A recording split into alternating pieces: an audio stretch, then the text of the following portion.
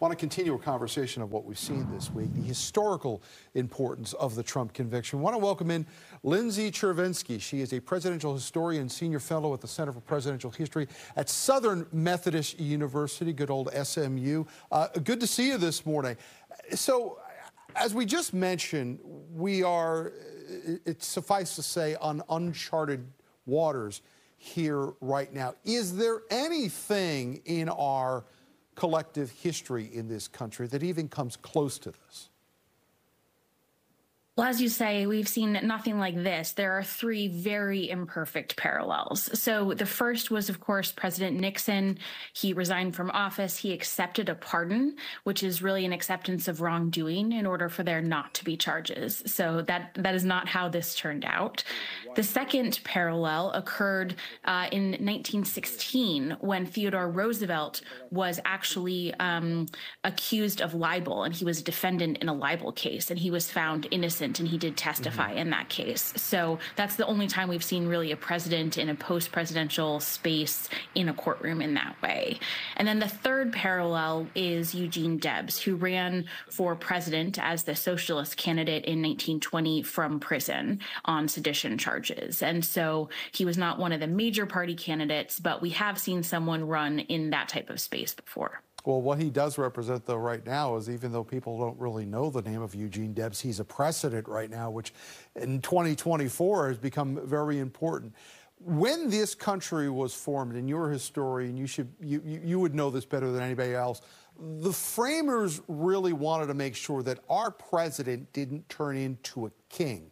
How important were these sets of rules and laws that apply to the chief executive that are separate and apart from what a monarch does? Well, they're really essential. As you said, they were very mindful of the war they had just fought. When they drafted the Constitution, the Revolutionary War had only been finished for 4 years. So a king was very much on their mind. But they did want to have a powerful executive that could get things done. So trying to find that balance was really tricky. And they put in, of course, institutional checks in the form of the judicial system, in the form of Congress, things like impeachment. And of course, elections were really the most essential check.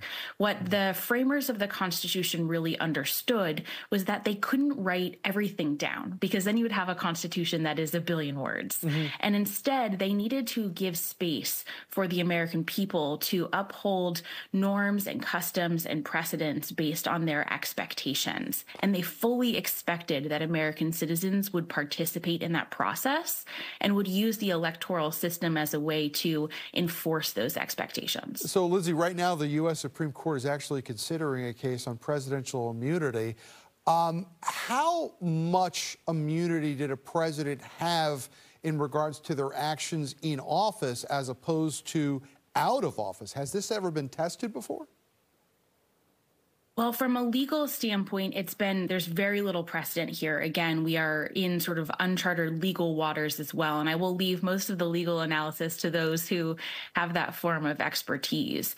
But from a historical analysis, it's really important to recognize, again, going back to that king conversation, the problem with the king is that he can't be held accountable. The problem with the king is that he is immune from all things because you can't remove him from office. And so the framers crafted a system in which the president would be held accountable. And I think that basic formation is really important to think about. Lindsay Chervinsky, appreciate you joining us live from SMU this morning. As we continue here